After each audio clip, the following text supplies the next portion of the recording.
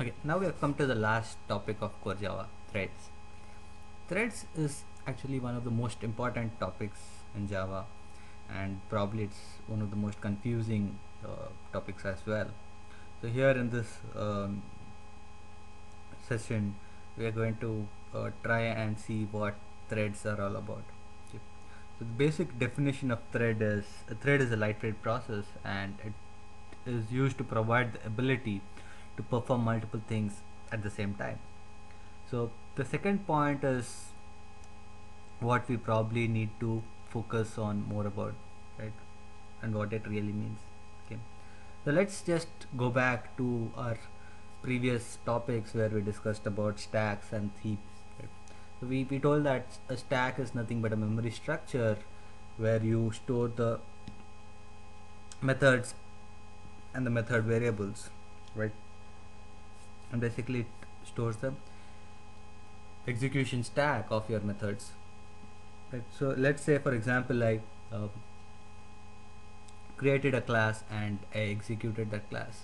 When I run the class, the main method would be run, right? And let's say that you don't have this, just forget this thread.start for the time being.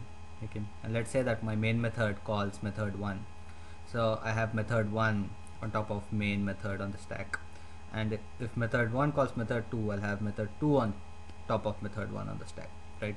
So as I keep calling methods in this flow, all the methods keep adding up onto the stack, right? So it executes a push operation which pushes the method on top of the existing methods, right?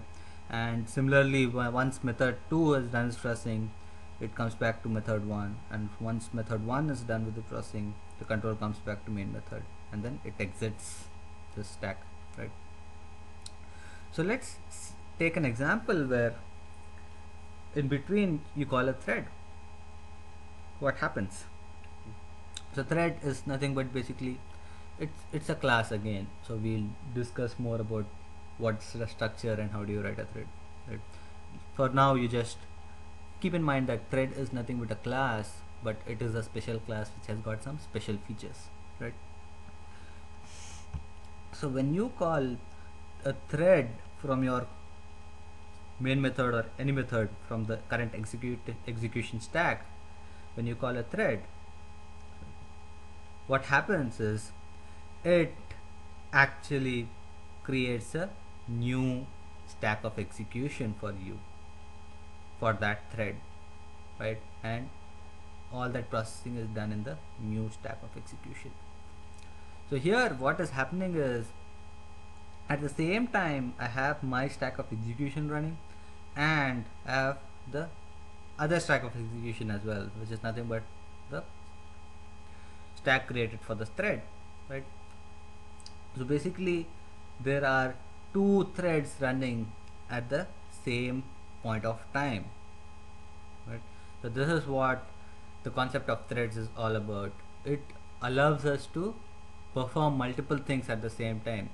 So whatever is going on here will take place, and at the same time whatever is going on here will also be executed. So at the same time I'm having the ability to perform multiple things. So this is the basic concept of threads. Okay, so we'll look into more details in the later slides. So I just told you that thread is nothing but a class, right? And it is a special class which has got some special features. So how do you put in that special features? So what do you need to do to make your class a special class and treat it as a thread? So there are two ways you can create a thread. So you write your class and extend the thread class. Okay, so thread is a class, and you need to extend this class called thread if you want to treat your particular class as a thread, right? And alternatively, what you can do is you can implement the runnable interface. So these are one of the two things you can do to treat your class as a thread: either extend the thread class or implement the runnable interface. So in the next slide we'll see how you do both of these. Okay, so now we just discussed that using threads you can perform multiple things at the same time. So let's just take an example where you would have the need to do such kind of processing, performing multiple things at the same time. Okay, so let's say, for example, that you have a website, right? And the user logs on to your website and or logs onto the application and performs various activities, right? He keeps adding some records, deleting certain records, updating them. So basically maintenance activities, right? And the user also has ability to generate reports, various kinds of reports, right, from the application. So this generating report part is basically it takes time. So let's, because it has to do some complex querying and give you thousands or millions of records back. So it's going to take time. So let's say that the report generation part takes me about 10 or 15 minutes, right? So once I click on generate report, it at least takes 10 or 15 minutes for me to get back the report. So in a usual scenario, what would have happened is the user logs on and he verifies his credentials, so the user validation takes place. So once the user validation is completed, the user goes to a report screen and he tries to generate a report, right? And the report is being generated, which takes about 10 to 15 minutes, and in this period of time the user is simply sitting idle over there, right? He doesn't have any work because he cannot do anything because the application is locked down and the server is processing something and the user is waiting for the result. So only once he gets back the result, he can do any other things on the application, right? So once the report is processed, after 10 or 15 minutes, the user again does the regular maintenance work which he usually does, right? So in this scenario, this 10 minutes where the report is processing, the user is simply sitting idle without any work, right? So he has nothing to do with the processing of the report. He doesn't have any inputs to give, or everything he has given it, but there's nothing he needs to do, but still he's waiting there 10 or 15 minutes for the report to get generated, whereas in that time he could have done a lot of other things, right? So when you talk about threads, when threads comes into the picture, what happens is the user logs in, the user validation takes place, and when the user tries to generate a report, a new thread is kicked off, right? And the thread basically does the report processing, and at the same time the user can perform the regular maintenance work using the second thread, I mean the original thread which the user was working on. So if you see here, let's say that the t1.start actually kicks off the thread which does the report processing.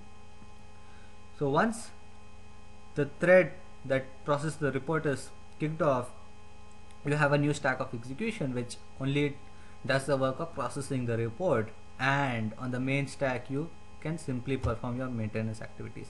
So at the same time you can do your maintenance activities, and in the background the report is being processed as well, right? So all this, you don't have any interaction with the system, right? So you can simply leave it to the system to do the processing, and the system will get back to you once the processing is done. It gives you a some Excel file or PDF file with the report, or probably it can save that report to some predefined location on the server or the machine, some shared machine, right? So this is one of the advantages or one of the scenarios where you can use the okay. So now we just talk that there are two ways you can treat your class as a thread, either by extending the thread class or by implementing the runnable interface. So in either of these two ways you can treat your simple class as a special thread class and get the thread features and abilities and behavior in your class, right?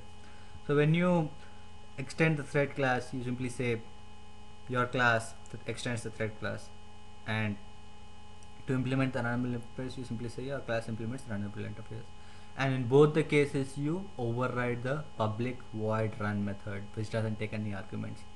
So basically, whenever you call your thread, the public void run method will be invoked, right? And that is the starting point for all your business logic which you put in your threads. So all the other methods you call it from your public void run method. So this is like a main method for your thread, right? And how do you call your thread? You don't simply call the run method, but you make a call to t1.start, right? So when you say t1.start, your run method is being invoked.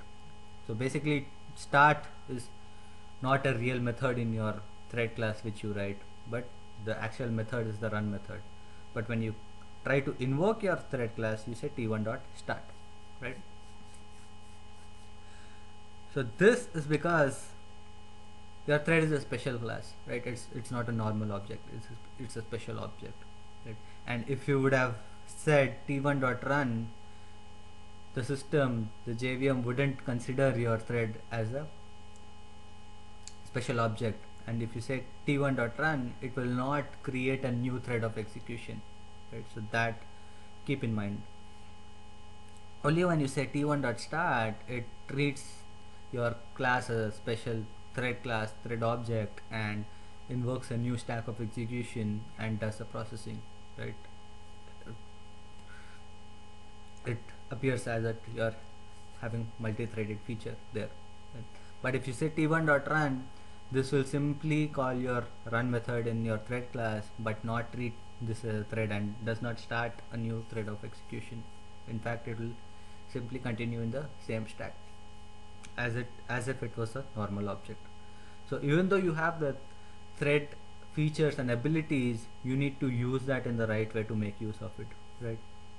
And when you use the runnable interface to invoke the thread, you need to create an instance of your class and then pass it as an argument to the thread class and then say t1.start. So we have these two methods to create a thread. What do you want to use? Do you want to use the extends thread class or implements runnable interface? And what are the advantages of using extends or interface? So basically we know that Java doesn't support multiple inheritance. So if you say extends thread, you will not have the ability to extend any other classes, any other super classes, right? If you want to extend any other class into this class, you won't be able to do that if you say extends thread. Whereas when you say implements runnable, you have an option to extend some other class if you want to. So that's one of the advantages of using implements runnable than extending thread, right? And other than this, even if you think about it logically, when you say extend thread, you're trying to say that your class is nothing but a special version of the thread class, right? And when you say implements runnable, you're trying to say that your class has certain behavior belonging to the thread, right? So your class is truly not a special version of a thread class, but it has the features and behavior of a thread. So you always, I suggest you go with the implements runnable interface always and not extends thread, right? Okay, so let's have a look at the thread lifecycle now. Okay, so earlier we've talked that using threads you can perform two or more activities at the same time, right? So does it really happen? Can you actually perform two things at the same time? Actually not. You can basically correlate this to yourself. Can you at a single particular point of time perform two activities? No, right? Unless certain things which are already registered in your subconscious mind, you cannot actively work on two different things at the same time. So let's take an example where you are working on a project and at the end of every week your defects are being discussed, right? And at the end of week let's say that you've been assigned 2 defects, and at the end of week the project manager is going to ask you for the status of the defects you have been working on, and you say that you've worked on 2 defects and you have successfully fixed 2 defects in that week, right? So your project manager is basically going to get an impression that you have worked on both the defects throughout the week, right? But that's not true, right? So let's say that you started off with defect 1, and you had some issues, and you've asked questions to the concerned people, and you're waiting on some answers on defect 1. So you went back and you started working and looking into defect 2, and you started working on that, and in between again the person comes back to you with the answers you asked, the questions you asked for.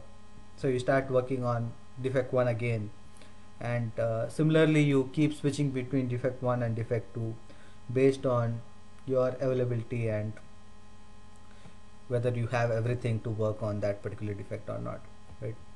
So even though at any particular point of time you have not worked on both the defects, you keep switching between defect 1 and defect 2, at the end of the week the only impression someone gets is that you have been working on both the defects throughout the week, right? So similarly, when you have 2 different threads, no 2 threads are running at the same time, right? So at a particular time there is only one thread which is actively running, right? And the other threads are simply waiting to be run. And the JVM basically employs a number of different complex algorithms to determine how do you basically manage the time between between the different threads, right? So let's say that in the report example I have a report and maintenance work, right? So let's say that, just for example, that it allocates 2 seconds for the report generation, and then switches back to the maintenance task and allocates 1 second, then again switches back to report, allocates 1 second, switches back. So it basically switches back and forth between these 2 threads, and at end of certain point of time you get an impression that it has been working on both the threads at the same time, but in reality it is not. There is only one thread being worked on at a particular time, right? So let's just see what the different states are in the life cycle of a thread and what it really means. So in the beginning we have the start state. So when your thread is ready but not yet started, it is in the start state, okay? And let's say that you started your thread, but your thread has not really started running because there might be some other threads already in the running state. So your thread goes into the runnable state. So when your thread is in the runnable state, it means that your thread is ready to run, but it is not run yet. And when your thread is in the running state, your thread is actually being executed. So it means your run method is being executed right now. Blocked. When your thread is in block state, it means that your thread is waiting on some IO operation to complete, or it's waiting on some resource which it needs to get hold of, right? So it's not ready to run, but it is waiting on something to complete. So once it gets whatever it requires to run, it goes to the runnable state. But when it's in block state, it needs something to complete to be able to run. So we can relate this to a situation where you have posted some questions to the concerned people to work further on defect 1, but you don't have everything ready to work on defect 1. So once you post those questions out, you go into the block state for defect 1, right? And as soon as you get the answers, now you're ready to again start working on defect 1. So you go back to the runnable state, right? And when your thread processing is completed, it goes to the end state. So let's take an example where I have 2 threads, T1 and T2, okay? And let's see how they traverse between these lifecycle methods of the thread. So I start both the threads at the same time. I start T1 and T2. So basically they go into the runnable state. So as soon as I start my thread, it doesn't really go into the running state because there might be some threads already in the running state and you're never sure. So the first thing it does is it goes into the runnable state, and now the thread scheduler is going to see that there are no threads actively running right now, so it takes T1 and it puts it into the running state.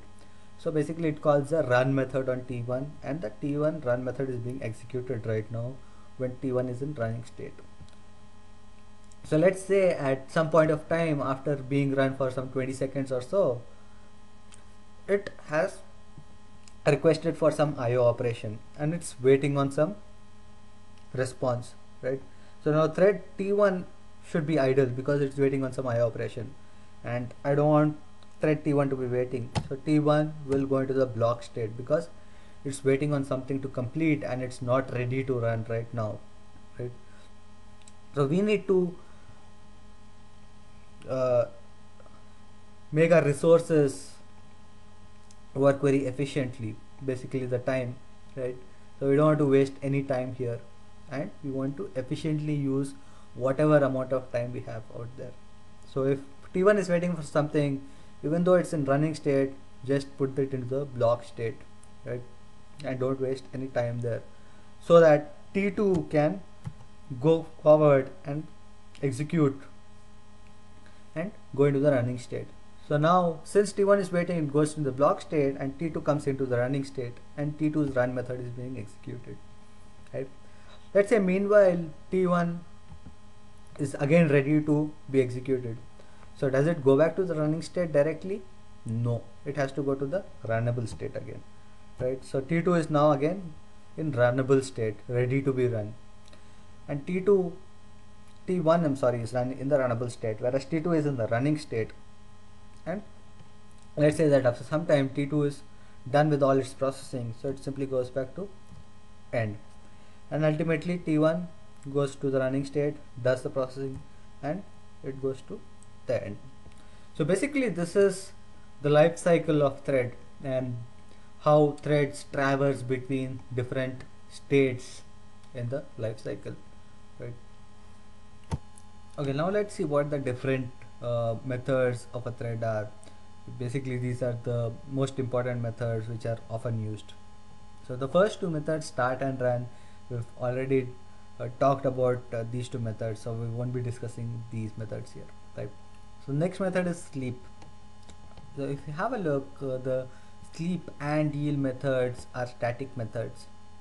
So basically these methods are invoked on the thread class. So whenever you call sleep or yield, they act on the current active thread which is actually running right now. So when you call sleep on the thread class, you pass in parameter to that, and the parameter is nothing but a long, which is nothing but a time. So time in milliseconds.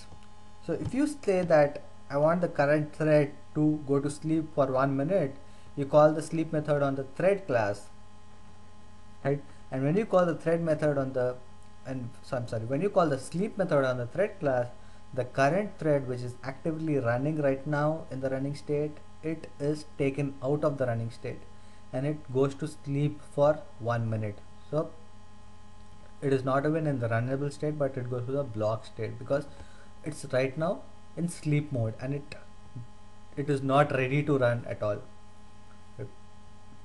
And after 1 minute is completed, it goes back to the runnable state where it is ready to run again, right? And when you call yield similarly on the thread class, the currently active thread which is actually running in the running method right now goes back to the runnable state, okay? And there might be a number of other threads which are in the runnable state which is ready to run. So one of those threads might come back to the running state again once your current thread is gone to the runnable state. So basically these two methods will take the current active thread out of the running state, right? But when you call sleep method, you can guarantee that your thread will not come back to the your thread will not come back to the running state for that amount of time. But when you call the yield method, you don't have a guarantee that your thread won't come back again into the running state, right? Because even though it goes back to the runnable state, based on the priorities, your thread might again come back to the running state again. Right? So there's no guarantee in yield, but there is a guarantee in sleep. Next method is join. So basically, let's say that you have two threads, thread A and thread B, right? And you have some kind of preconditions there where you want thread A to complete, or basically you want thread A to start only when thread B is complete. So let's say that to process thread A, there is something that needs to be complete, needs to be ready, which is done in thread A, right? So B can only start when thread A is completed. So if you have some such kind of relationships between threads, you can use join always. So when you say B dot A, it ensures you that only when A is completed, your thread B will start its process. So until then, B will not start its processing.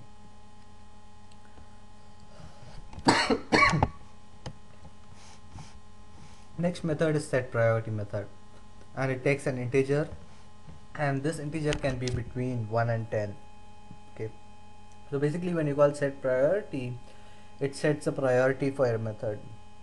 So every thread has got a priority, and you have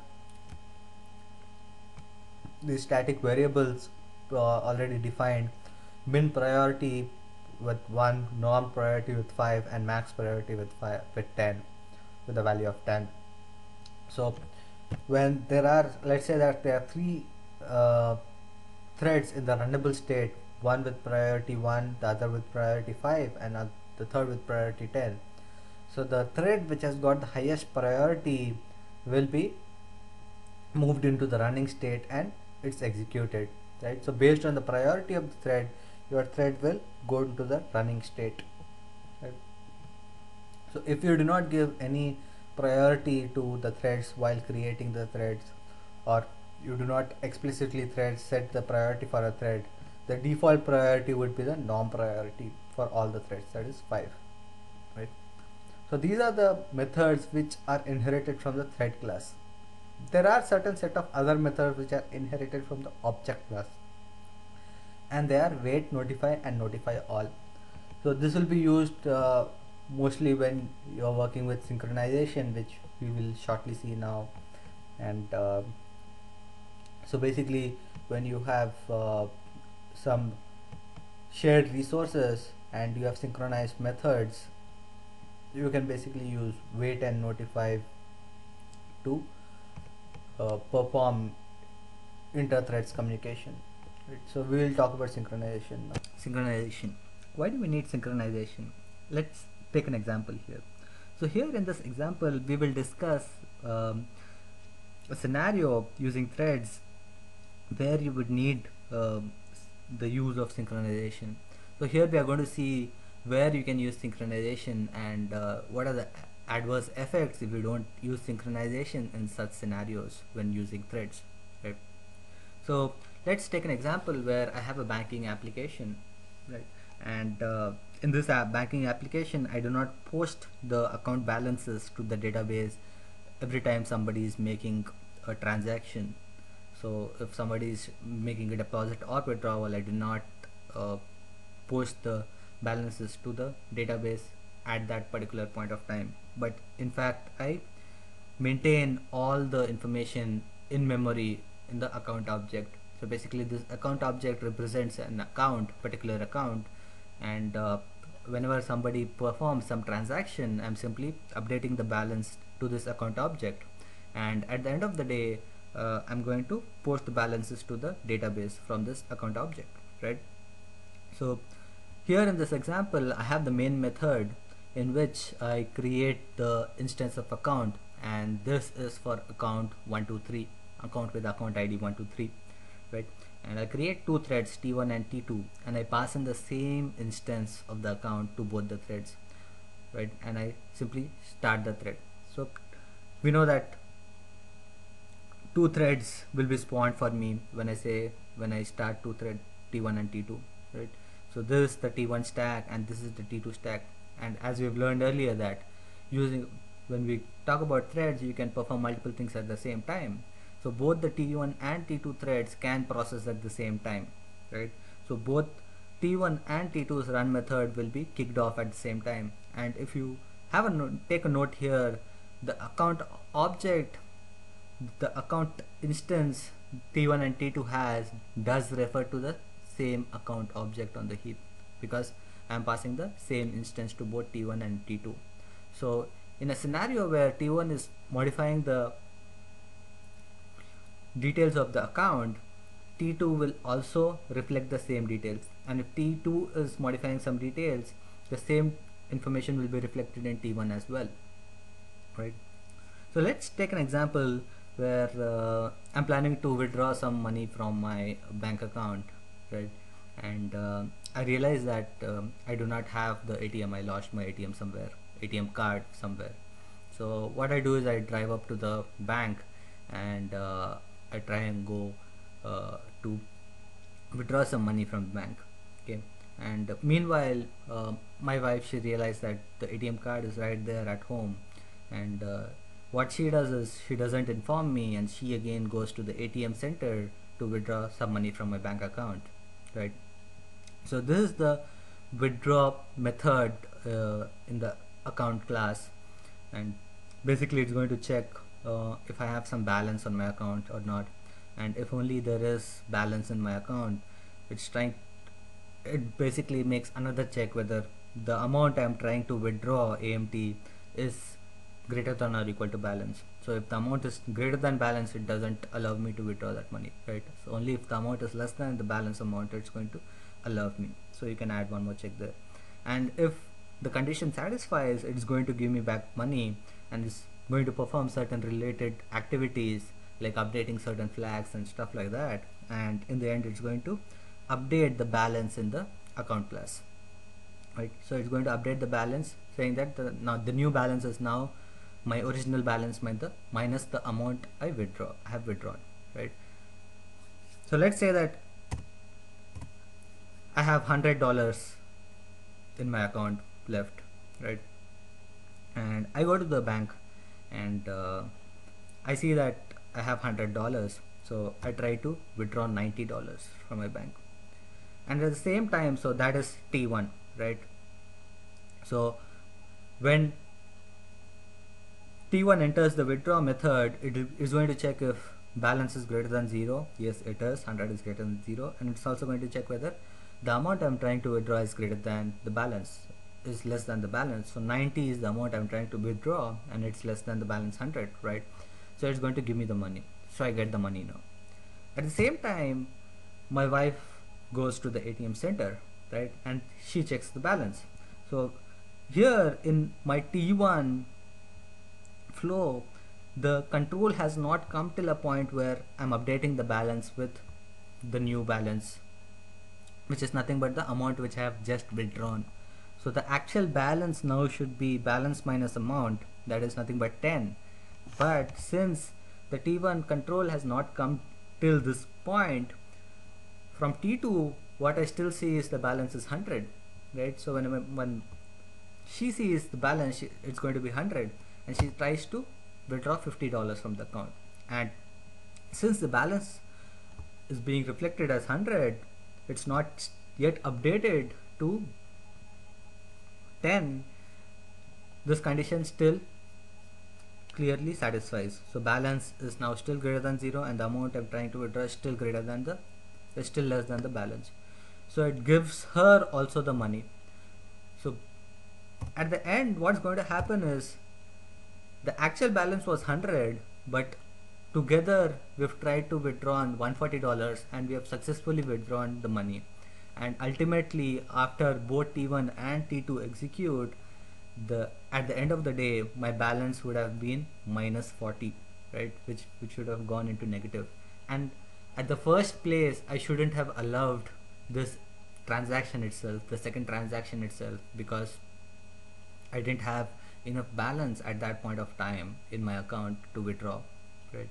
So this is a scenario where I'm having a shared object which is shared between multiple threads, and when multiple threads are trying to access the shared objects, it's going to modify the state of that object, right?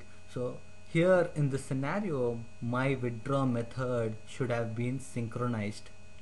And when I say that a method is synchronized, when a thread gets access to that method, to that object, basically no other thread can enter into that method. So once T1, so in my example earlier, once T1 enters the withdraw method which is synchronized, T2 will not be able to enter the method, withdraw method, unless T2 exits, unless T1 exits out of that method. So what will happen with the synchronized keyword in place is T1 is going to enter here, it's going to check if balance is greater than 0 and all this stuff happens, and till the time T1 exits the withdraw method, T2 will not be able to enter this. So when T2 enters the method, it's going to see that the new balance is 10 now and not 100, right? Because the balance is correctly updated since T1 has completely gone through all the statements in the withdraw method and exited out of the method. So once T1 exits out of the withdraw method, exits out of the synchronized methods, it again releases the lock, right? So when T1 enters the method, it has a lock and account. That means no other thread can access the synchronized methods of the account class, right? And once T1 exits out of the synchronized method, it again releases the lock. So at that point of time, T2 can access this account. So this is what synchronization is all about. If there is any common object which multiple threads are sharing, and you are concerned about the state of the thread, state of the object, basically the state of the shared object, you need to use synchronization wherever you are making such modifications. So wherever I'm using things like withdraw and deposit, I probably need to make my methods as synchronized. So let's say that in my account class, both my withdraw method and my deposit method were synchronized, right? So if T1 has an lock on the object, account object, it basically has a lock on all its synchronized methods, right? So even though T1 is currently executing withdraw method, all the other synchronized methods on this particular account object are also locked right now, and T2 cannot enter into any of the synchronized methods. So even though T1 is currently within the withdraw method, T2 cannot enter the deposit method as well, right? Because again, when you do a deposit, you are updating the balances, and when T1 here again is updating the balances. So we might have some inconsistencies there again. So basically, when a particular thread has an lock on a particular object, it has lock on all the synchronized methods on that particular object, right? And so let's see if here we needed synchronization because I'm accessing the same account object in both T1 and T2, right? But if let's say that T1 was trying to access account 1 to 3 and T2 was trying to access account 3, 4, 5, let's say for example, then we wouldn't have required this synchronization in place because they are working on two different objects and they're not accessing the same object. So only when two threads have same object, a shared object, you would need synchronization on the methods, right? So basically the thread has a lock on all the synchronized methods of the object. So that's one. And the second thing is about the static methods. So there are two locks basically for each object. One is a lock on all the static methods and other is the lock on all the non-static methods. So you can have even synchronized static methods, and when a thread has a lock on the object on the static methods, no other threads can enter any of the synchronized static methods of that object, right? So this is a scenario where you would need synchronization on your shared objects, right?